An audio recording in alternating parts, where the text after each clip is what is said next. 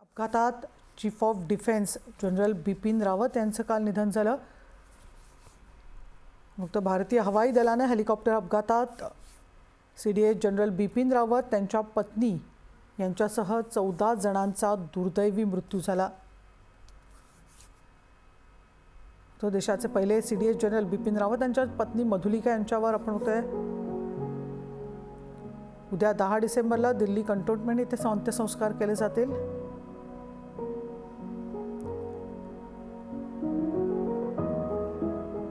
थोड्याच वेळापूर्वी आपण बघतोय हे पार्थिव इथे वेलिंग्टन इथे हे ठेवण्यात आलेलं आहे आणि थोड्या वेळाने दिल्ली इथे ते रवाना होईल।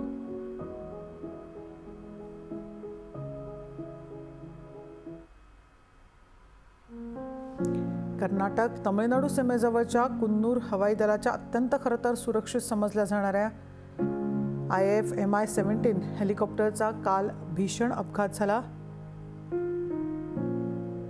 Chief of defence staff general Bipin Rawat या हवाई दलाच्या Mi-17 VH हेलिकॉप्टरमध्ये खरं तर कुन्नूर इथल्या वेलिंग्टन इथे डिफेन्स सर्व्हिसेस स्टाफ कॉलेजमध्ये जात होते तेव्हा हा अपघात झाला आणि दुर्दैवाने आपण बघतो त्यांचं शव आता तिथे पोहोचलेलं आहे। त्यांना मानवंदना वेलिंग्टन इथे देण्यात येते आहे।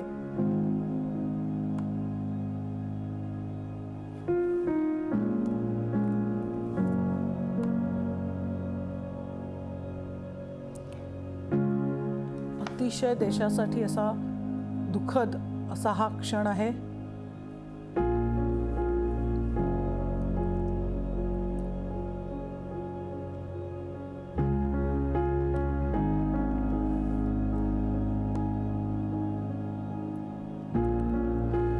संपूर्ण देश या अशा वरिष्ठ लष्करी अधिकाऱ्यांना गमावल्यामुळे पूर्णपणे शोकसागरात बुडालाय।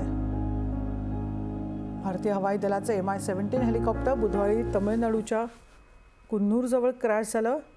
यामध्ये सीडीएस जनरल बिपिन रावत त्यांच्या पत्नी आणि त्यांच्याबरोबरच्या 13 जणांना जीव गमवावा लागला।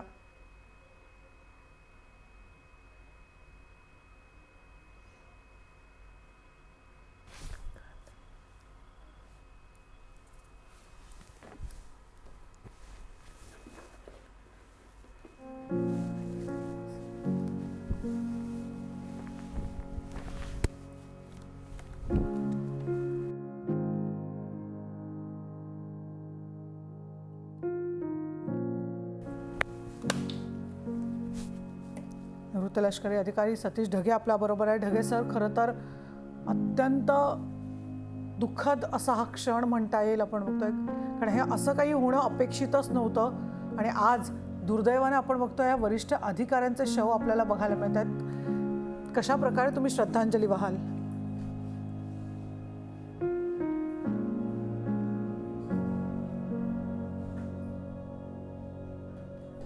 सैन्य दलाचा सर्वोच्च अधिकारी ज्यावेळेस आपली सर्व्हिस देशासाठी देत असतो, त्याच्याशी संबंधित काम करत असतो आणि त्याचं उड्डाण ज्यावेळेस त्या चॉपरचं भरलं गेलं, संपूर्णपणे नियोजन आपण त्या ठिकाणी केलं होतं, पण हे संपूर्णपणे नियोजन केल्यानंतर सुद्धा कुठेतरी काहीतरी कमी राहिली असेल, कुठेतरी एखादी प्रतिकूल परिस्थिती निर्माण झाली असेल, म्हणूनच अशा प्रकारे जे आहे आपल्या सर्वोच्च सैन्य दलाच्या अधिकाऱ्यांना आपला जीव गमवावा लागला। एक प्रकारे त्यांनी जे आहे अमरत्व त्या ठिकाणी जे आहे पत्करलेलं आहे। नक्कीच अतिशय वाईट असा हा क्षण आहे आणि संपूर्ण देशाला भविष्यातले आपले जे काही वेध होते आपल्या आर्म्ड फोर्सेसच्या रिफॉर्मशी संबंधित, सुधारणेशी संबंधित, त्याला एक मोठा झटका असा आपण त्या ठिकाणी मानावं, कारण अतिशय निष्णात योद्धे, अतिशय स्ट्रॅटेजिक थिंकिंग असणारे विजनरी अशी जनरल बिपिन रावत यांची ओळख होती आणि त्यांचाच आज अशा प्रकारचा शव आपल्याला पाहावं लागलं। त्यांच्या सर्व्हिसमध्ये, त्यांच्या कार्यकाळामध्ये हे असं सगळं आपल्याला पाहावं लागलं। नक्कीच सैन्य दलासाठी, भारतासाठी, आपल्या प्रत्येकासाठी अत्यंत दुःखद क्षण असंच या ठिकाणी म्हणावं लागेल। 13 जणांचे शव आता हे वेलिंग्टनमध्ये सध्या या ठिकाणी आणण्यात आलेले आहेत, त्यांना मानवंदना देण्यात येते। ढगे सर, आपण बघतो बिपिन रावत यांच्याबरोबर इतर जर वरिष्ठ लष्करी अधिकारी सुद्धा भारताने गमावलेले आहेत। खरं तर हे भारताचे सुपुत्र होते, भारतासाठी मोठ्या कारवायांमध्ये, लढायांमध्ये ते सहभागी झाले होते। एक मोठ्या प्रकारची हानी खरं तर भारताची झालेली आहे। नक्कीच म्हणजे मी जसं या जनरल बिपिन रावत हे ज्यावेळेस कोर कमांडर होते त्यांच्यासोबत मी सर्व्ह केलेलं आहे 2015ला, आणि मला आठवतं की म्हणजे जनरल बिपिन रावत यांचा 2015 ते 2021 हा जर आपण कार्यकाळ पाहिला तर अतिशय महत्वाच्या ऑपरेशन्समध्ये, अतिशय महत्वाच्या सैन्य दलाशी संबंधित पॉलिसी डिसिजन्स मध्ये त्यांचा महत्वाचा रोल राहिलेला आहे. आपल्याला आठवत असेल 2015 मध्ये तेवढं मीडियामध्ये ते हायलाईट झालं नाही, पण NSCN-IM ही जी उग्रवादी संघटना नागालँडमध्ये फार मोठ्या प्रमाणावर कार्यरत आहे आणि त्यांना जो आहे महानागालिगम म्हणजे थोडक्यात जे आहे नागा लोकांचा एक स्वतंत्र राष्ट्र त्यांना बनवायचं आहे, आणि म्हणून वेळोवेळी अशा प्रकारच्या उग्रवादी कारवाया ते करतात. आणि ज्यावेळेस भारतीय सुरक्षा दल त्यांच्या विरुद्ध कारवाई करतात तर ते म्यानमारमध्ये पळून जातात.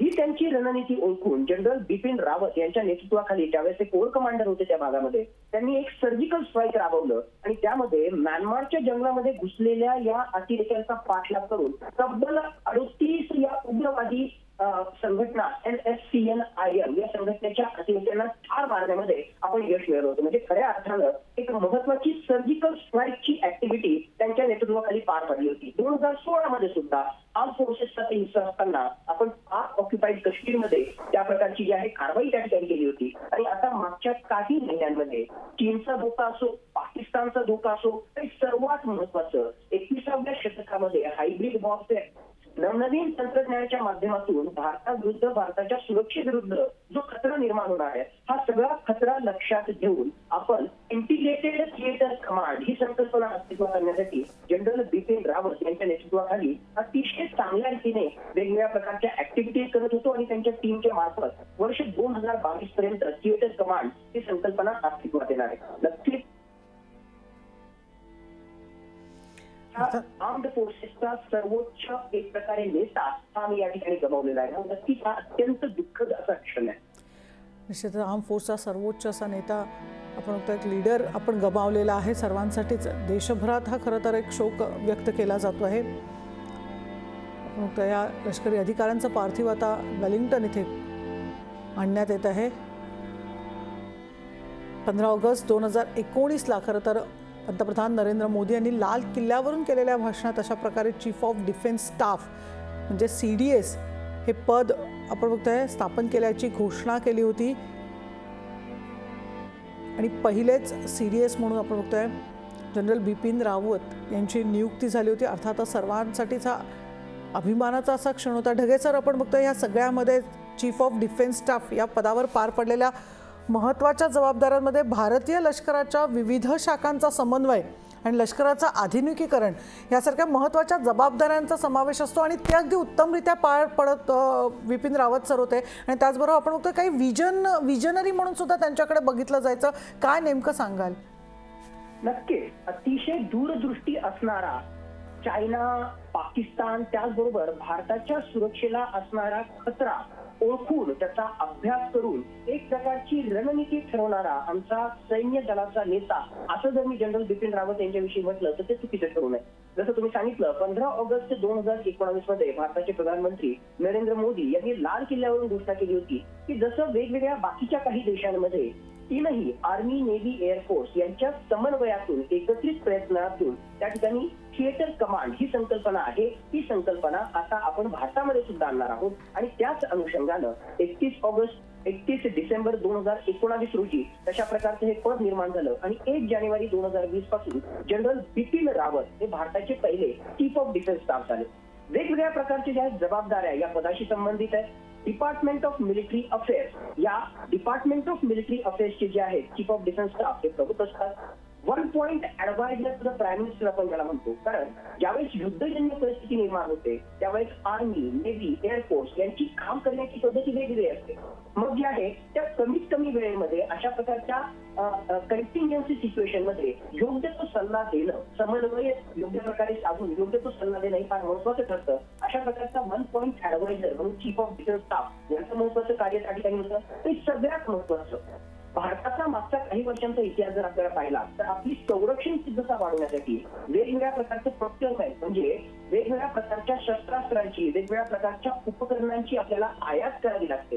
आणि ती आयात करण्याची जी प्रक्रिया आहे ती फार कम्बरसम, फार जे आहे म्हणजे दीर्घकालीन चालणारी आहे. तर त्याला कुठेतरी छेद देण्यासाठी लवकरात लवकर ती प्रक्रिया जी आहे लवकरात लवकर पूर्ण करणं आणि त्याच्या माध्यमातून भारताची संरक्षण सिद्धता वाढवणं हे सुद्धा एक महत्वाची जबाबदारी या चीफ ऑफ डिफेन्स स्टाफ आणि त्यांच्या अधिकाऱ्यांशी संबंधित होती. अशा वेगवेगळ्या प्रकारच्या ऍक्टिव्हिटीज मध्ये chief of defence staff general Bipin Rawat हे त्या ठिकाणी एक प्रकारे जे सहभागी होते. आणि सर्वात महत्वाचं आर्मी नेव्ही एअरफोर्स यांच्या एकत्रित प्रयत्नातून आता आपल्याला जे आहे मरीटाईम थिएटर कमांड असो किंवा ईस्टर्न आणि नदर फ्रंटवर असणारा आर्मीचं theatre command, land based theatre command असो किंवा एअरफोर्स थिएटर कमांड असो, ही संकल्पना अस्तित्वात आणण्यासाठी त्यामध्ये योग्य तो समन्वय साधण्यासाठी टप्प्याटप्प्यानं अतिशय गतीनं जनरल बिपिन रावत आणि त्यांची टीम ही काम करत होती. पण नेमकं हे काम करताना त्या कामाच्या दरम्यानच त्यांच्या चॉपरचा ऍक्सिडेंट व्हावा आणि अशा प्रकारचा एक दूरदृष्टी असणारा नेता आपण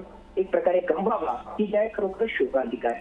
निश्चितच ढगे सर, हाच मुळात मुद्दा आहे की एक महत्त्वाच्या म्हणजे भारताच्या संरक्षण सिद्धतेच्या दृष्टीने, भविष्यातील संरक्षण सिद्धतेच्या दृष्टीने खूप महत्त्वाचं काम बिपिन रावत आणि त्यांची टीम करत होती. आणि आता आपण बघतो आता खरं तर ही काम जवळजवळ पूर्ण होतं आणि आता कुठेतरी फळं येण्याची चिन्ह दिसत असतानाच अशा प्रकारे दुर्दैवी अपघात झाला. भारतापुढे आता कशा प्रकारे आव्हान असणार आहे मुळात आता? जनरल बिपिन रावत यांची तर उणीव जी आहे नक्कीच आपल्याला भासणार आहे.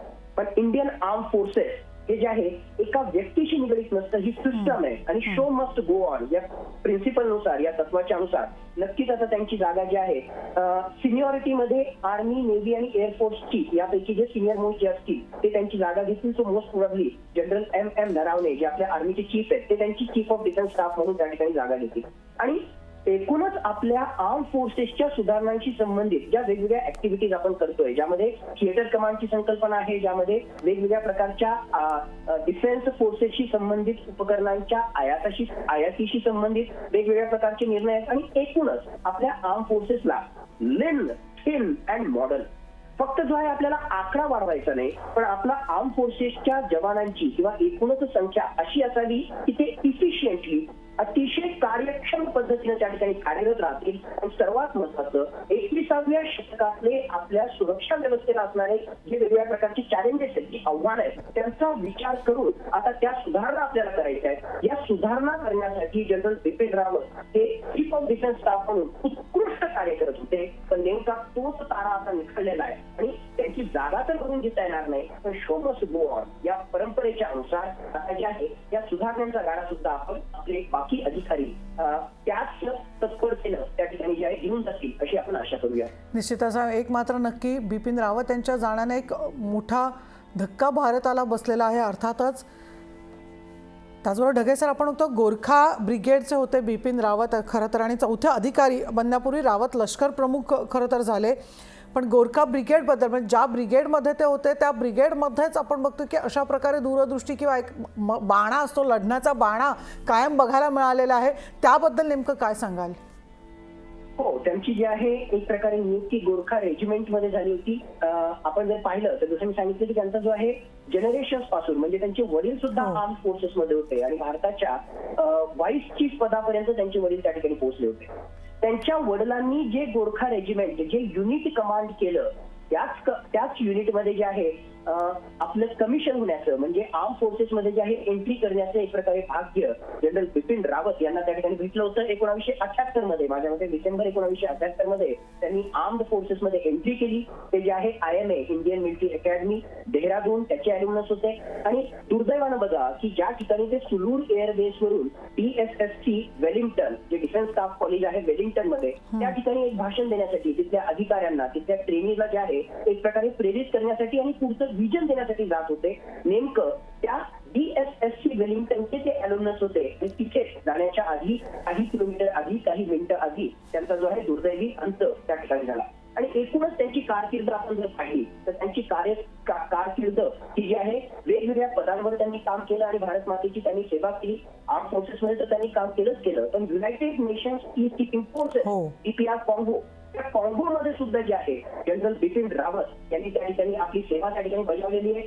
वेगवेगळ्या प्रकारच्या पदावर आर्म फोर्सेसचे ते आलेले आहेत. आणि गोरखाली सोल्जर जे असतात ते त्यांच्या शौर्यासाठी, ते त्यांचे जे आहे एक प्रकारे त्यांचा जो जज्बा असतो, फायटिंग स्पिरिट असतं, त्यासाठी ते जाणले जातात आणि याच गोरखा रेजिमेंट मधून त्यांची एंट्री झाली. याच गोरखा रेजिमेंटला त्यांनी त्या ठिकाणी लीड केलं आणि फक्त गोरखा रेजिमेंट पर्यंत मर्यादित न राहता त्यांनी संपूर्ण आर्मीला आणि आर्मी पर्यंत सुद्धा मर्यादित न राहता आर्मी, नेव्ही, एअरफोर्स या तीनही दलांना कमांड करण्याचं, सर्वोच्च नेतृत्व देण्याचं काम त्यांनी केलं आणि असा एक लढवय्या नेता आपण काल गमावलेला. निश्चितच हा लढवय्या नेता आपण काल गमावलेला आहे आणि देशाचं खूप मोठं खरं तर नुकसान झालेलं आहे.